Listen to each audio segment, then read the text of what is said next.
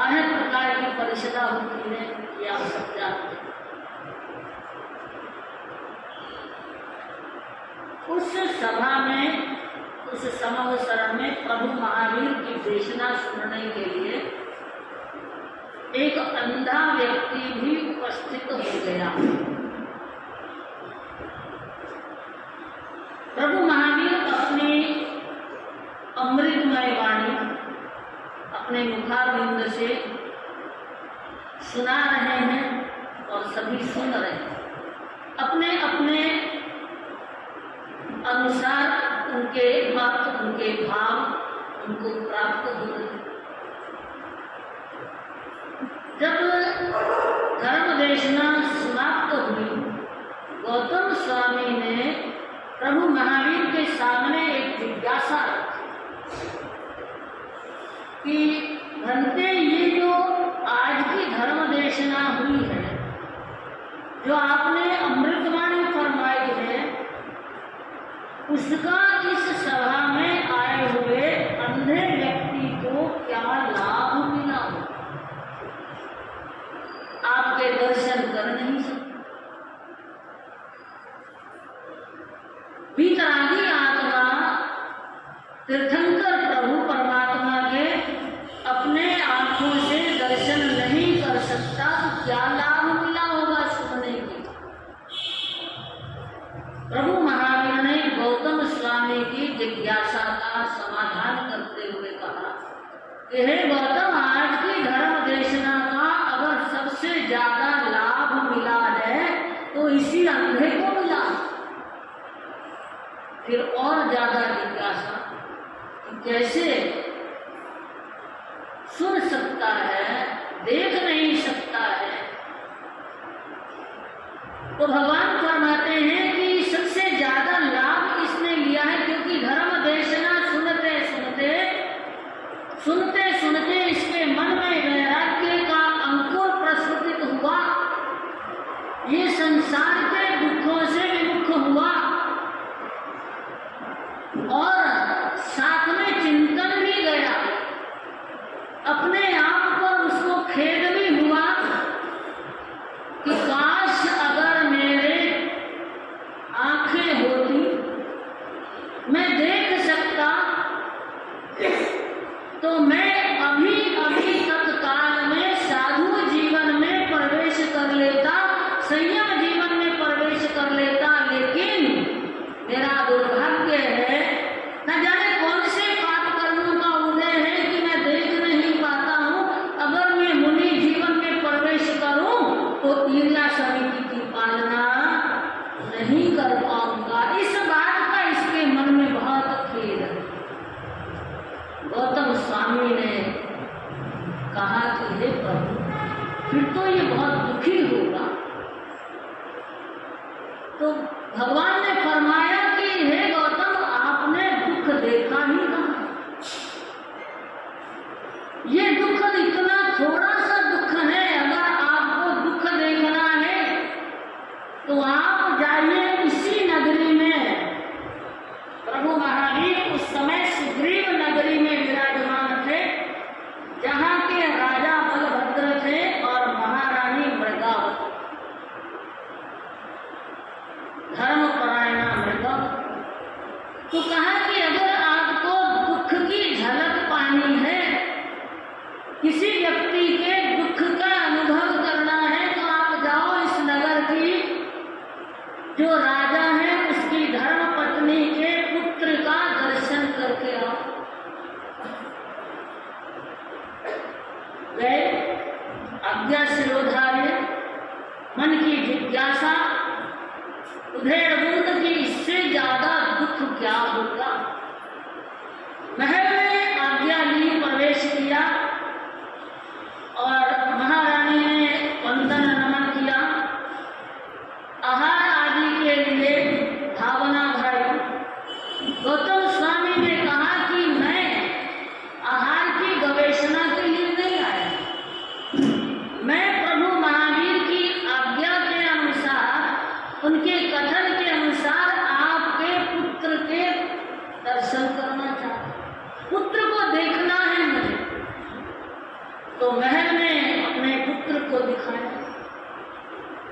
ये मेरा बेटा है। पुत्र ने भी प्रणाम किया। लेकिन गौतम स्वामी कहते हैं कि नहीं, मेरे गुरु परम उपकारी पिन्नाचार्य प्रभु महावीर ने फरमाया है कि आपके उस पुत्र को देखना है जो तलघर में बंद है। तो एकदम भैगावती जो हैरान हो गए कि ऐसा किसकी जानकारी में, किसने जान लिया।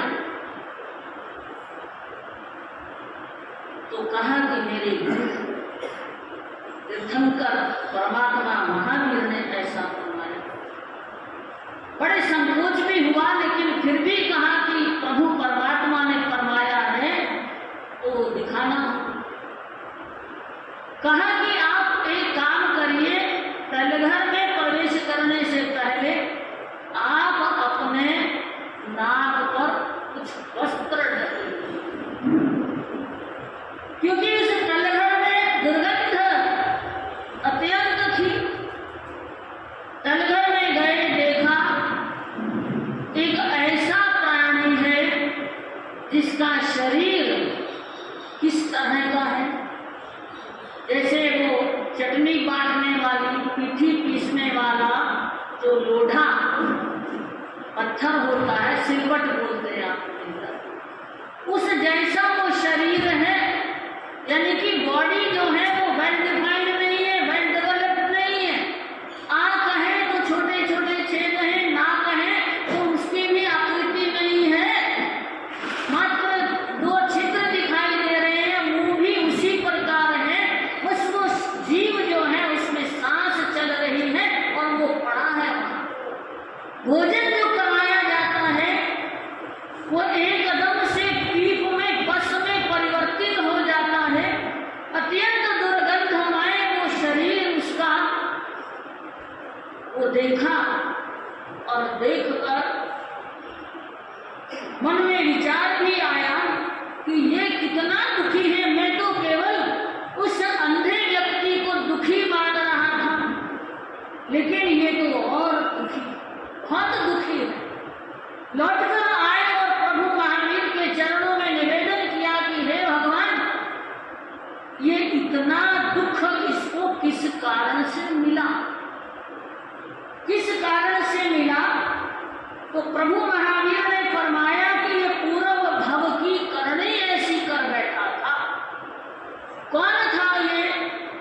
प्रभु ने फरमाया कि पूर्व भव में इकाई नाम का राष्ट्रकूट का जिलाधीश था। ये जिलाधीश और अपने पद का दुरुपयोग करते हुए ना जाने कितना लोगों को दुखी करता था, कितनी रिश्वत खाता था, काम नहीं करता था लोगों का। यानी कि आजकल की भाषा में कहें तो जब तक वो लिफाफा नीचे नहीं आए टेबल के नीचे से, तब तक किसी की फाइल जरूरी भी आगे सरकती नहीं। अनेक प्रकार से दमनकारी नीतियों को ये अपनाने वाला था और 18 पापों में रत रहने वाला था। संख्या 18 पाप आप जानते हैं, प्राणादिपात से शुरू करते हैं और विद्या दर्शन शैले वहां तक चले जाते। वो 18 पाप का सेवन करने वाला, लेकिन जब पाप का घड़ा भरा उदय में आया तो ये काया 16 महारोगों से ग्रसित हो गई, जिसका कोई इलाज नहीं। मरकर नर्क की वेदनाओं को भोगते भोगते अब थोड़ी पुण्यवाणी उदय में आई तो राजकुल तो मिला, लेकिन ये शरीर ऐसा मिला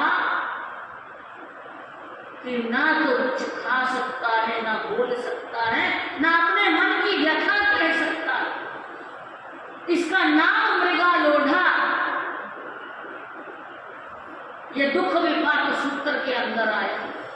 साध्वी जी आज सुख विपाक की भूमिका बांध रहे थे।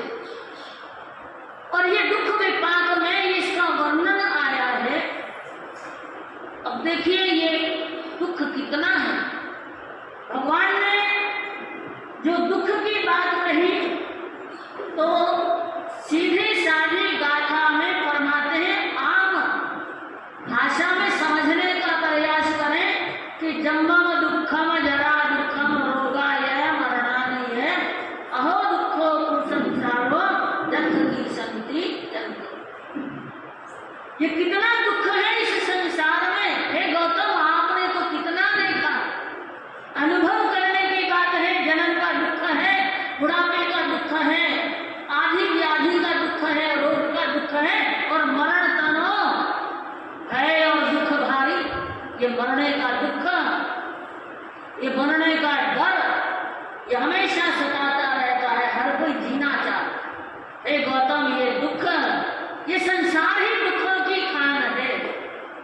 और जो इन दुखों में सुख का मार्ग ढूंढ लेता है वो अपनी आत्मा का कल्याण कर लेता। गौतम स्वामी समझ गए और उधर उस मृगावती महारानी के और बलभद्र राजा का जो दूसरा पुत्र था उसके बारे में भी जिज्ञासा हो गई। दोनों एक ही माता पिता की संतान है, लेकिन एक मृगालोढ़ा बना हुआ और एक दूसरा मृगापुत्र। वैसे नाम तो उसका बलश्री था, लेकिन माँ के नाम के साथ, क्योंकि माँ जैसा दिखाई देता, आकृति में, व्यवहार में, रूप लावण्य में वो माँ जैसा था, तो लोग मृगापुत्र ही कहने लगे। वो मृगापुत्र जो है, एक दिन कहते हैं कि जब हम किसी की दुख का सुख का अगर गहराई से चिंतन करते हैं, एकाग्र चित्त होकर चिंतन करते हैं, तो चिंतन करते करते जब हमारे भीतर अगर उत्कृष्ट रसायन आ जाए तो कभी कभी जाति स्मरण याद हो जाता है। वही मृगापुत्र जो है वो एक दिन नगर की शोभा देख रहे हैं, अपने गवाक्ष से देख रहे हैं कि कितना भीड़ है, लोग आ रहे हैं, जा रहे हैं। इतना इस भीड़ में एक मुनि भी गमन करते हुए दिखाई दिए, रजोहरण हाथ में, पात्रों की झोली हाथ में, बड़ी सावधानी पूर्वक जो है वो चल रहे हैं। ईर्ष्या समिति की पालन, जीवों की विराधना से बचते हुए चल रहे हैं। देखा उन्होंने और देखा कि वो मुनि चलते चलते सामने ही किसी घर के अंदर प्रवेश कर रहे। घर की महिला जो है 5-7 कदम आगे आती है, वंदन करती है, नमन करती है। ये तौर तरीका है, आजकल बदल गया है। साधु संत घर में प्रवेश कर ले रहे हैं तो अपने सोफों पे आराम से बैठे रहते हैं, आपके बाल बच्चे भी, आप भी, और आप भी कभी मोबाइल हाथ में, कभी वॉशिंग मशीन का काम कर रहे हैं, कभी कुछ कर रहे हैं। अशुद्धता है, बाबू जी अंदर सेवादार है, आपको गोचरी ठहरा देगा, बता दो। सुन के कैसा लगता? अच्छा लगा। लेकिन अपने कार्यों पे, अपने क्रियाकलाप पे, अपने व्यवहार पे चिंतन करिए, अपने संस्कारों का चिंतन करिए। तो वो जो महिला है, सदगृहस्थ है, वो 7-8 कदम आगे आती है, वंदन करती है, नमन करती है, अपने अहोभाग्य की सराहना करती है कि आज का दिन धन्य, घर बैठे गंगा आई, घर बैठे मुनि के दर्शन हुए, भावना भाती है, उत्कृष्ट भावना है। तो वो दूर से देख रहा है, गवाक्ष में से देख रहा है, सामने से, कि मुनि का ध्यान इधर उधर कहीं नहीं है, उस नारी के रूप निहारने के काम नहीं है, नजर का संयम है। जिस काम के लिए गए, सूझता आहार देखा, पात्र खोला और नीचे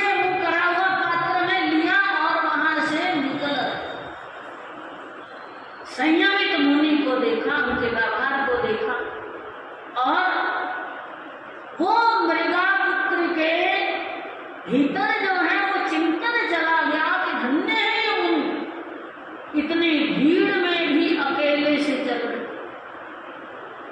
अपने आप में कितने जागरूक हैं, अप्रमत्त हैं और कितने संयमित हैं।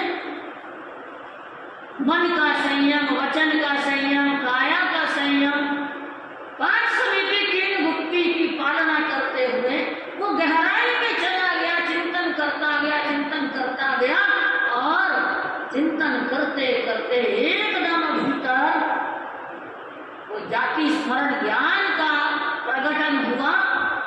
अरे मैं भी तो पूर्व भव में इसी तरह का मुनि था, अरे मैंने भी ऐसी मुनिचर्या का पालन किया, साधवाचार का पालन किया, बस यहाँ पर ही नहीं रुका, किया था, हुआ था मैं मुनि, यहाँ पे वो उसने फुल स्टॉप नहीं लगाया और आगे बढ़ा कि उस भव में किया और परिणाम ये हुआ कि आज मैं राजपुत्र हूँ, सुख वैभव में पल रहा हूँ, भौतिक सुखों की कोई कमी नहीं, मेरा जो घर है, हमारा जो महल है वो नंदन वन से कम नहीं, कोई कमी नहीं। लेकिन जब मैंने पूर्व भव में करने की साधवाचार का पालन किया और उसका परिणाम ये हुआ, तो अब क्यों नहीं मैं मुनि जीवन में प्रवेश करूं, अब भी वही होना चाहिए, ताकि जो सुख का मार्ग है, शाश्वत सुख का मार्ग, वो प्रशस्त हो जाए। ये गहराई का चिंतन उस बल श्री यानी कि मृगापुत्र के मन में गया, पहुंच गया मां के सामने आज्ञा लेने। हे मातेश्वरी, संयम जीवन में प्रवेश करना चाहता हूं, आज्ञा प्रदान करो। मां को कह रहा है कि हे मातेश्वरी, ये संसार दुख की खान है, मैं इन रोगों से, इन दुखों से छूटना चाहता हूं, आप मुझे इच्छा की अनुज्ञा प्रदान करें। और मां ठहरी वात्सल्य और ममता की, मां तो मां, वो मां कहती है कि हे बेटा, ये तेरे बस की बात नहीं है, ये तेरे बस की बात नहीं है। संयम जीवन जो है वो मेरू पर्वत को सिर पर उठाने जैसा है, इतना वजन, इतना भारी संयम होता। और हे पुत्र, ये मोम के दांत से लोहे के चने चबाने जैसा है, और तू सुकोमल जीव है, इतने लाड प्यार में, इतने ऐशो आराम में, इतने सुख में पलने वाला तुम संयम कैसे निभा पाओगे। मां फिर कहती है कि ये संयम जो है हवा को मुट्ठी में कैद करने जैसे कोई नहीं कर सकती। बालू यानी कि रेत में फांके मारना, यानी कि आहार में भी 22 परिश्रमों के परिप्रेक्ष्य में वो मृगावती अपने पुत्र को संयम मार्ग से संसार मार्ग में धकेलने का प्रयास करती है, लेकिन वो माना नहीं। वो पक्का नाराज हो गया था, उसने कहा कि ये शरीर अनित्य है, अशुचि से उत्पन्न हुआ है, हे माता श्री, इस शरीर में कुछ समय के लिए आत्मा का वास है, यानी कि आयुष्य कर्म जितना है तब तक यह रहूंगा, और उसके बाद ये दुख और क्लेशों का ये जो भंडार है, ये बार बार का जो आवागमन है, ये पूरा का पूरा जो जीवन है, ये दुख और क्लेशों का भंडार है। हे मातेश्वरी, मैं सुख के राजमार्ग को अपनाना चाहता हूँ। मैंने पिछले भाव में न जाने कितने कितने नर्क की वेदनाओं को भोगा, नर्क के दुख कितने होते। एक छोटी सी चिमटी भर, चुटकी भर अगर मिट्टी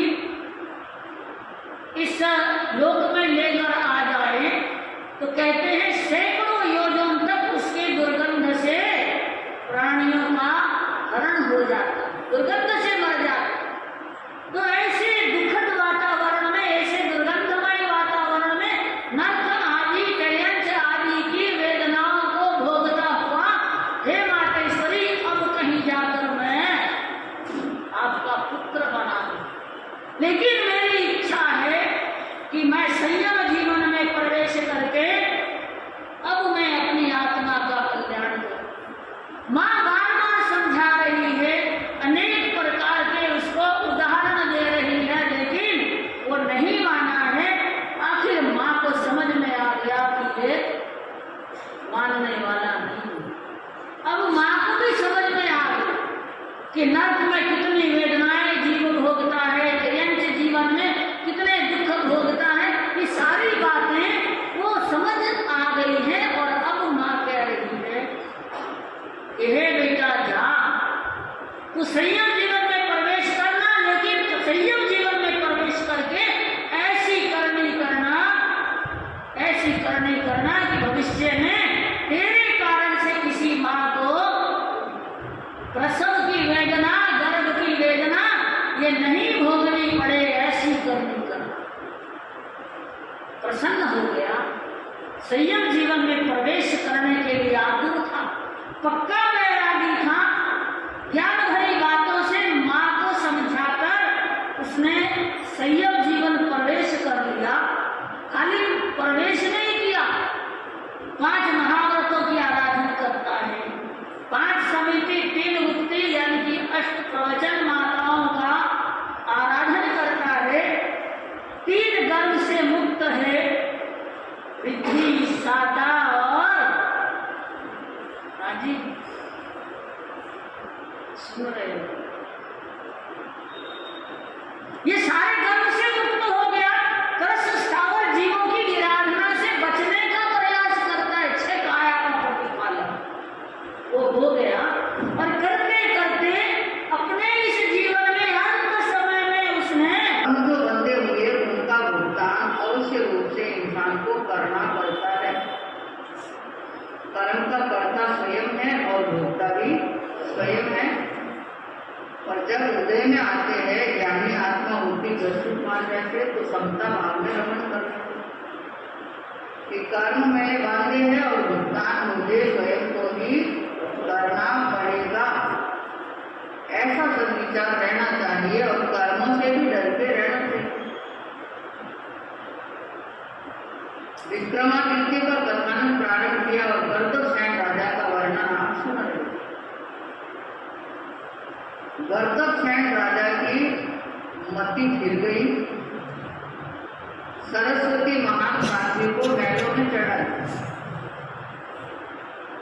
चारों तरफ हाहाकार मच गया कि सती का श्राप लग जाएगा, नष्ट भ्रष्ट हो जाएगी। संघ में भी खबर लगती है और संघ एकत्रित होता है। विचार विमर्श करके राजा के पास में पहुंचते हैं कि जाकर राजा को समझाएंगे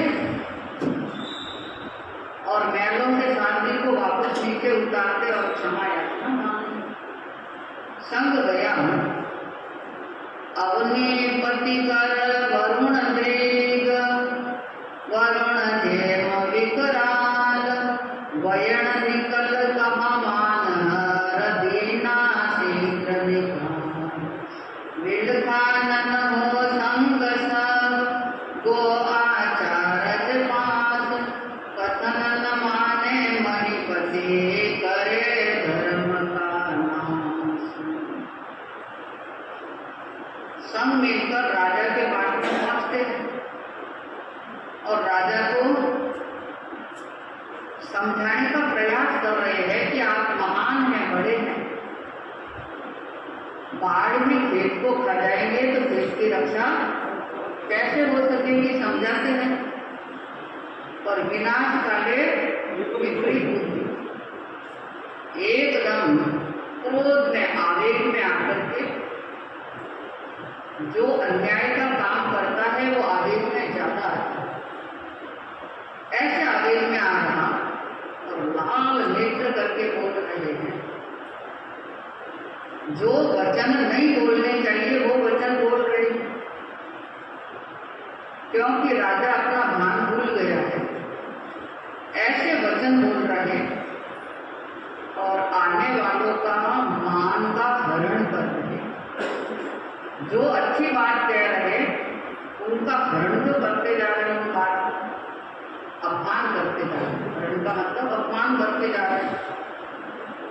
अनुचरों को आदेश दे दिया सैनिकों को कि अरे ये कौन होते हैं मुझे समझाने वाले, चलो शीघ्र ही यहाँ से धक्के देकर के बाहर निकालो, मैं इनकी बात सुनने वाला नहीं हूँ।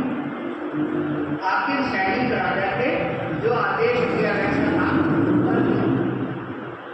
संघ बड़ा अपमान महसूस किया कि अन्याय का कार्य हो रहा, अब क्या करे। संघ उदास हो गया, हताश हो गया और फिर निर्णय तक पहुंचते हैं, विचार करते हैं आपस में कि अब क्या किया, क्योंकि अपनी बात राजा मानने वाले नहीं है। तो संघ के प्रमुख सभी बुद्धिजीवी जो थे उन्होंने एक रास्ता निकाला कि जब संघ के बस की बात नहीं है तो आचार्य के पास में जाना चाहिए।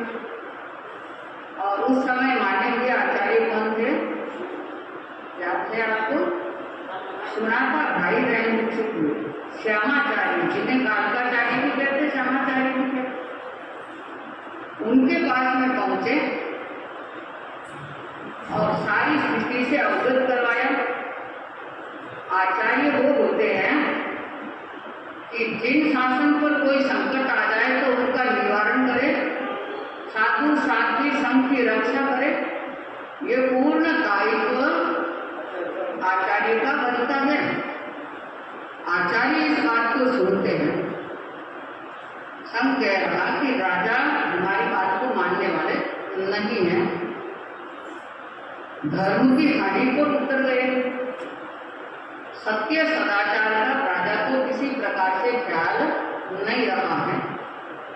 जब आचार्य इस बात को सुनते हैं, गच्छपति सुन कर रीसाया रे, गच्छपति सुन कर रीसाया, क्यों करता अन्याय नृपति, दिन देखे पलटाया।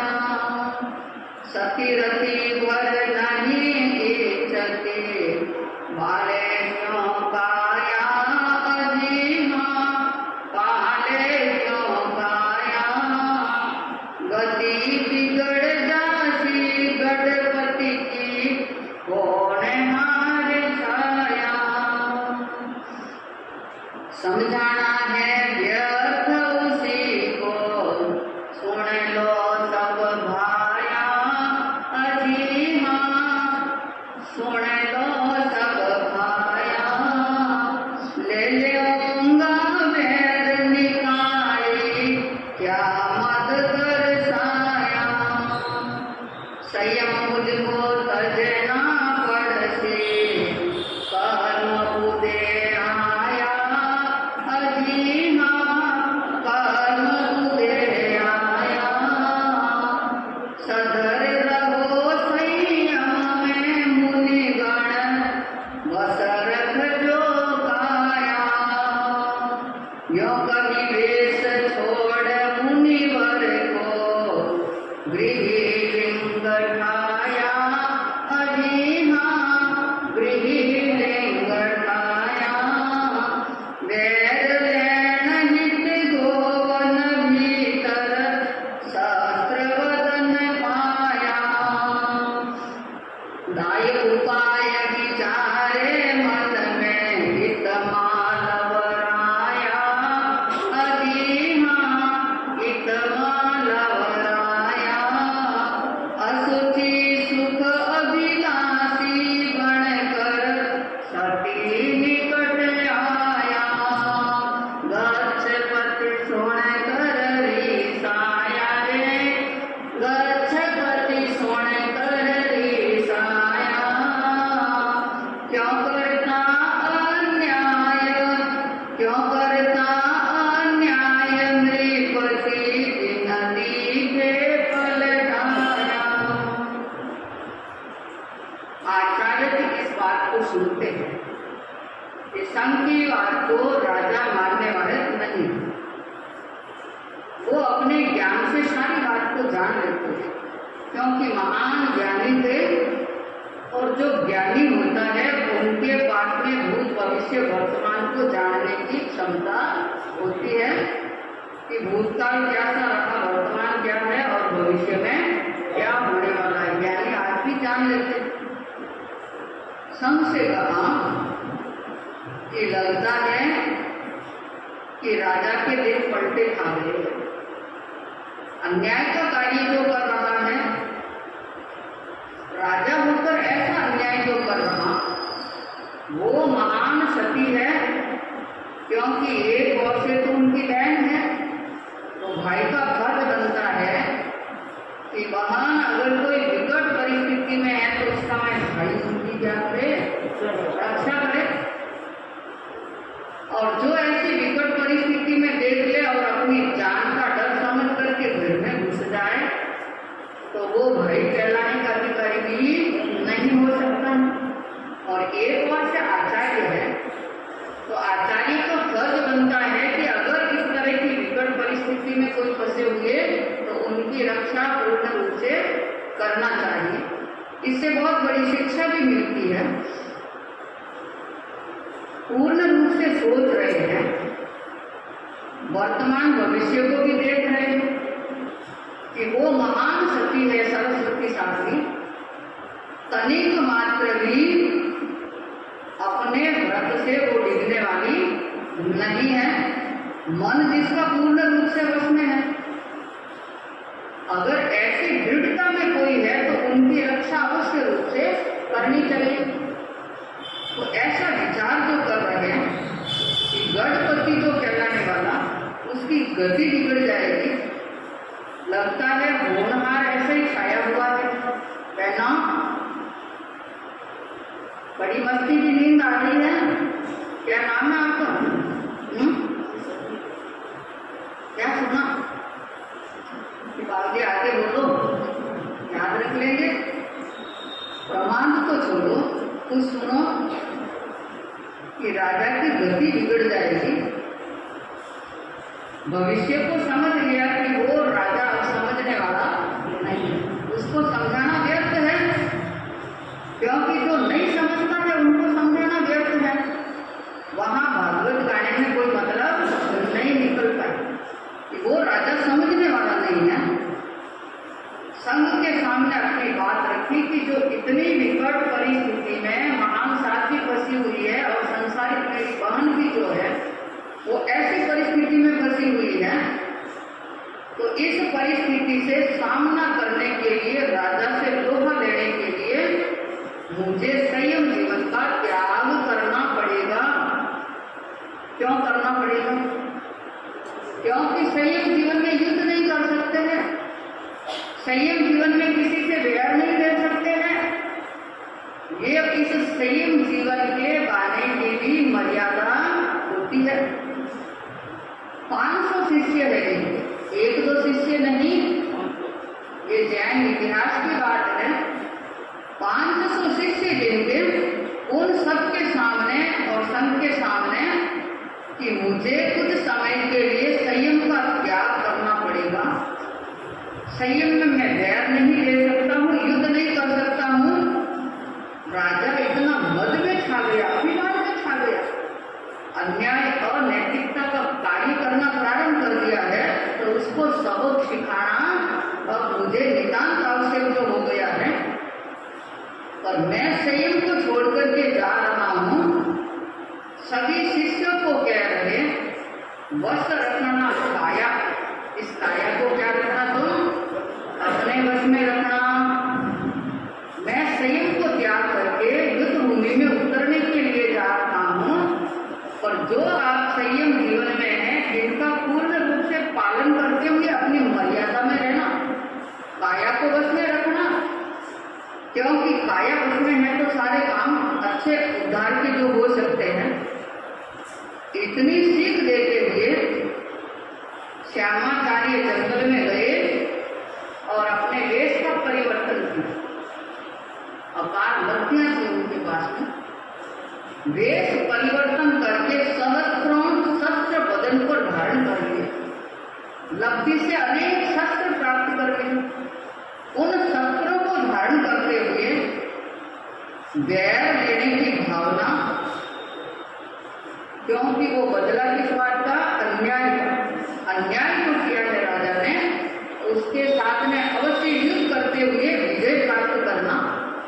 शस्त्रों को धारण करके मन में विचार रहे हैं कि अब मुझे आगे की भूमिका कैसे करना चाहिए।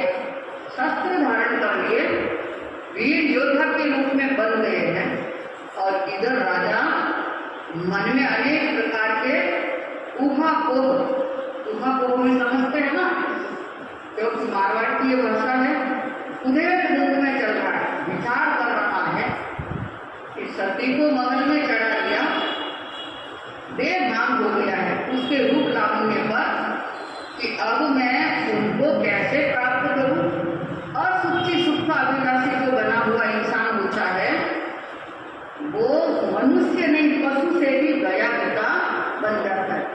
न तो उनको खानदानी की लज्जा रहती है, न अपने जीवन का किसी प्रकार से विचार रह सकता है। ऐसी स्थिति राजा की बन गई। असुखी सुख का अभिलाषी बना हुआ सती के निकट में आने का प्रयास कर रहा है, और जंगल में श्यामाचार्य एक वीर योद्धा का रूप धारण कर लिया, अस्त्र शस्त्रों को धारण कर लिया। सुनेंगे आगे और ये इतिहास की बात कि राजा किस तरह से कदम आगे बढ़ाते हुए और श्यामाचार्य विजेता को प्राप्त करने के विचार से कैसे आगे जो बढ़ सकते हैं। क्योंकि सत्य की हमेशा क्या होती है? जीत होती है। तो ये आज के कथन से ये शिक्षा ग्रहण करना है कि कभी भी अपने